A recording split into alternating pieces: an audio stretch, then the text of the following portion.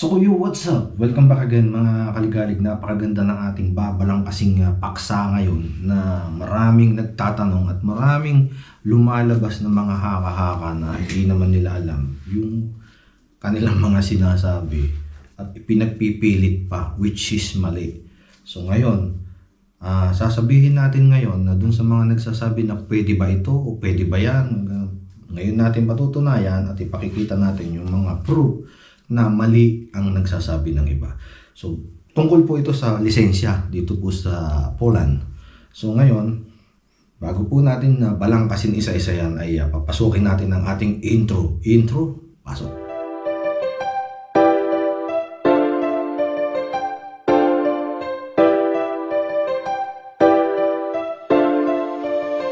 Tara na at sumama, tara na at magala, kasama ang maligali. Kahit san man magpunta, kahit san ililibot, kayo ay iikot kahit saang sulok, basta makalimot. Mga kaligali, kasama kayo dito, kulitan at asaran, tawanan at mga biro. Tara at sumama, tara at magala, kasama ang ating maligalig. Sumama ka dito.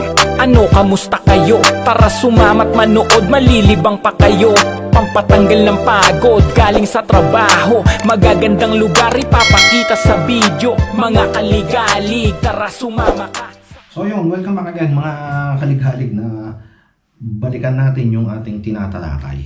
So pakikita ko sa inyo yung isang imahe ng lisensya o likod ng lisensya na makikita nyo rito. Ayan. Marami kasing nag-aakala na pag sila ay may lisensya ng ganito at nakita nila yung mga picture o yung mga images ng mga sasakyan sa likod, ay pwede na po nilang i-drive.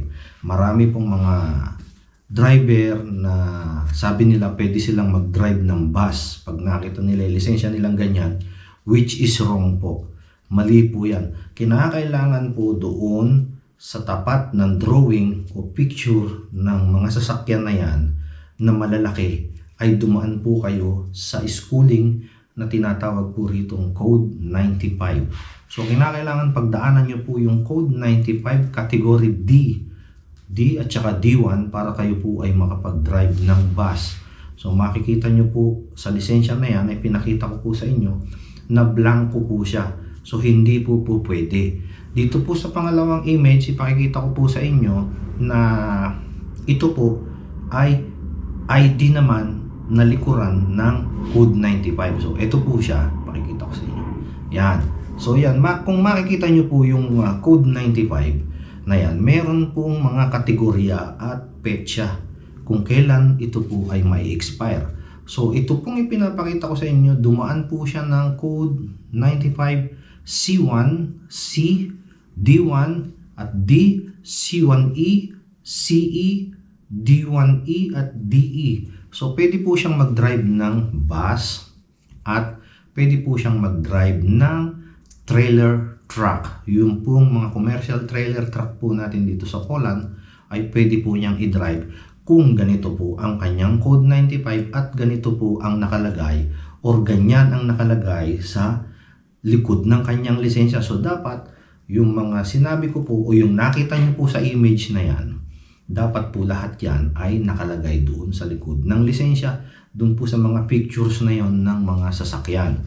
So now, pupuntahan natin yung isang imahe na dumaan din po siya ng Code 95. Subalit, wala po siyang D. So hindi pa rin po siya makakapag-drive ng bus.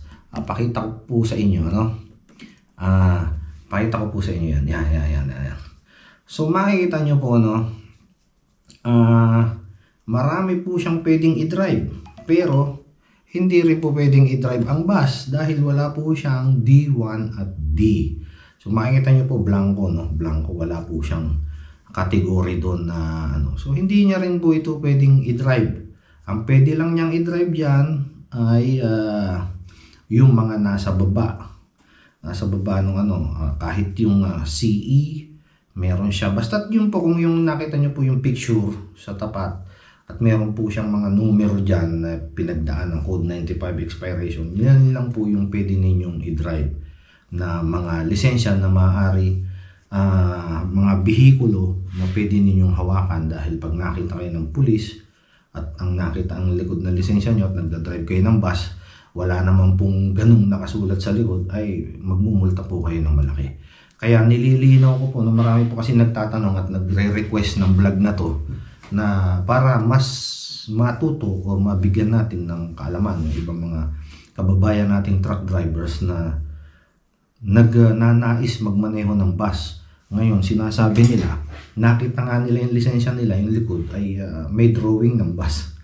Pero wala naman pong code 95, which is wrong po. Hindi po kayo makapagdadrive ng bus kung wala po kayong code 95 ng D, D1 at DE. Yan po ang sinasabi ko, no?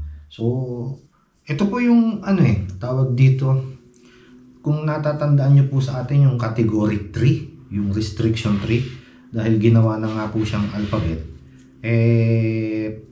sa atin kasi basta't may ganun ka, pwede na. Dito po talagang kailangan mo mag-undergo ng code 95 para mapag-aralan mo yung mga precaution. So, sana marami po tayong natutunan dyan at may pakikita pa ako sa inyo isang lisensya na lahat ay pwede niyang i-drive. So yung welcome back mga kaligalig. Ito na ang isang lisensya na ipakikita ko sa inyo. Makikita nyo po, puno yung kanyang lisensya ng mga kategorya. Mapapunta man sa B1, B, C1, C, D1, D, BE, C1E, CE, D1E, at DE, meron pang letter T. Lahat po ng mga kategorya na yan ay pwedeng i-drive nitong si Kabayan. So yan po yung ibig ko sabihin, no, para mapag-sample po ninyo doon sa mga lisensyang hawak ninyo kung ano po ang mga dapat ninyong i-drive. Kasi meron po tayong tinulungan at nag-aasikaso siya ng kanyang, actually nakapasa na ng code 95 para sa bus, at nagpapalakad ito ng lisensya para sa, mayroon na kasi siyang mga C at CE. So idadagdag lang yung code ng para sa bus at gusto ata ni Kabayan na mag-drive ng bus at na-request niya ang video na to na i-vlog ko raw dahil marami nagtatanong sa kanya at pinipilit siya. Ang sinasabi sa kanya ay hindi mo na kailangan mag-code 95 ng ganyan-ganyan. Tagnan mo yung likod na lisensya natin, may drawing ng bus, which is wrong mga kaligalig, ano. So dumaan po tayo sa tamang proseso at tignan niyo po yung kaibahan ng mga lisensyang ipinakita ko po sa inyo. Maaari ninyong balikan tong video na to at tignan niyo, i-zoom niyo yung mga lisensya na ipinakita ko. At ito naman pinapakita ko rin naman, malalaki na yung images. So nawa ay makatulong ito sa mga kababayan natin, mga truck drivers na nagnanais magmaneho ng bus or doon sa mga nasa factory ngayon pero legit driver sila sa Pilipinas ng bus or straight truck at gusto nilang mag-drive dito.